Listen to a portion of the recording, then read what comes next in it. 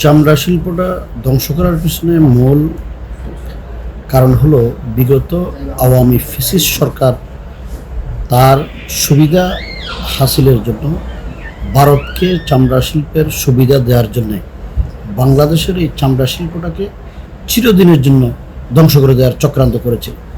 কিন্তু অন্তর্বর্তীকালীন সরকার এসে সেটাকে আবার সেই পুরনো জায়গায় নিয়ে যাওয়ার উদ্যোগ নিয়েছেন। আমরা এটাকে সাধুবাদ জানাই। এবং চামড়া শিল্প বাংলাদেশটা বৃহত্তম মুসলিম দেশ, বিশেষ করে কোরবানির সময় প্রায় 1,20,00,000 মতো কোরবানি হয়। এই বিশাল একটা চামড়া মজুদ, এটা পৃথিবীর কোনো দেশে এরকম হয় না। সুতরাং এটাকে যদি আমরা ভালোভাবে কাজে লাগাতে পারি, এই শিল্পকে যদি একটা দেশের রাষ্ট্রের একটা মৌলিক শিল্প হিসেবে আমরা ধরে নিই এবং সেটাকে যদি রফতানির ব্যবস্থা ভালোভাবে করার উদ্যোগ নিই, ইনশাআল্লাহ চামড়া শিল্প দেশের জন্য বিশাল রেমিটেন্সের ব্যবস্থা করবে এবং দেশের অর্থনীতিতে একটা ভালো ভূমিকা রাখবে। চামড়া, এই কাঁচা চামড়াকে লবণ দিয়ে পরিষ্কার করে রাখার জন্য সরকারের পক্ষ থেকে 30,000 মেট্রিক টন লবণ সাপ্লাই করা হচ্ছে। আমাদের কওমি মাদ্রাসাগুলোর একটা বিশাল অংশ সারা দেশে চামড়া মজুত করেন। তো মাদ্রাসার চামড়াকে দিয়ে মাদ্রাসার একটা ইনকাম হয়। তো মাদ্রাসাগুলো যদি, যাদের সক্ষমতা আছে, তারা যদি চামড়া মজুত করে ছোট ছোট মাদ্রাসাগুলোর চামড়াকে তারা এনে লবণজাত করে এটাকে যদি একটু প্রক্রিয়ার মাধ্যমে সময় নিয়ে যদি বিক্রি করা হয় এবং যারা রফতানি করেন, বিদেশি কোম্পানিগুলো যারা এখান থেকে চামড়া নিয়ে যান, তারা যদি সেই ব্যবস্থা করতে পারে, তাহলে এই চামড়ার ব্যাপক মূল্য বৃদ্ধি হবে। আমরা ইতিমধ্যে লক্ষ্য করেছি আমাদের হেফাজতের অনেক দায়িত্বশীলরা বিভিন্ন অঞ্চলে তারা চামড়াকে প্রক্রিয়াজাত করে মজুদ রাখার জন্যে উদ্যোগ নিয়েছেন। ইতিমধ্যে সাভার, কেরানীগঞ্জ, এরপরে উত্তরা, বিভিন্ন জায়গায়, চট্টগ্রামে হেফাজতের দায়িত্বশীলরা সেই উদ্যোগটা গ্রহণ করেছেন।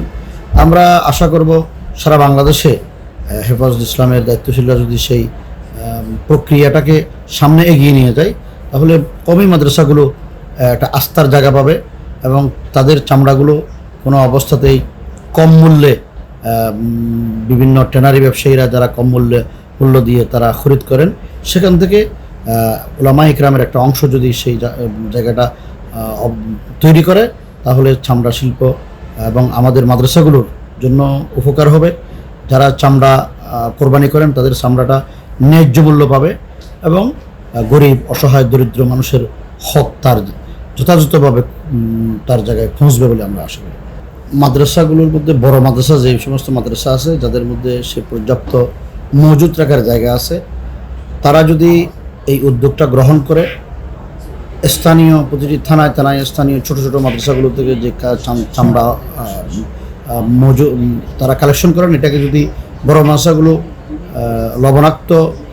লবণ দিয়ে এটাকে মজুদ রাখার ব্যবস্থা করে, তাহলে মাদ্রাসাগুলো উপকৃত হবে, ছোট ছোট মাদ্রাসাগুলো উপকৃত হবে, যেই মাদ্রাসা রাখবে তারাও উপকৃত হবে এবং এটা ভালো মূল্যে চামড়া বিক্রি করার সুযোগ থাকবে।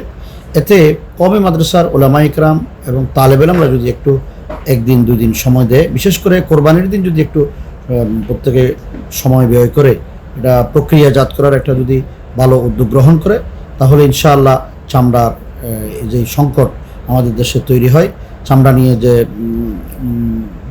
একটা বৈরী অবস্থান তৈরি হয়, সেটার থেকে আমরা মুক্ত থাকতে পারবো এবং চামড়া শিল্পকে কেন্দ্র করে একটা বিশাল অর্থনৈতিক সমৃদ্ধি বিভিন্ন প্রতিষ্ঠান পাবে, সরকার পাবে এবং ব্যবসায়ীরা পাবে।